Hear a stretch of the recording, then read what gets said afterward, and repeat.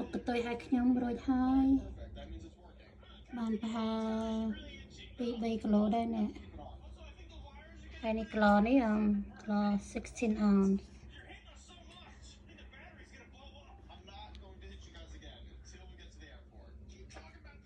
រសជាតិឆ្ងាញ់ណាស់បងប្អូនអើយ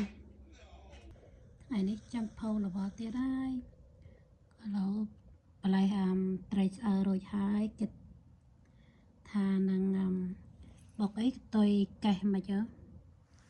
ចាថៃត្រីឆ្អើរនេះបានមកពីអ៊ីគាត់ថាគាត់ចេះធ្វើអីក៏គាត់ឲ្យមក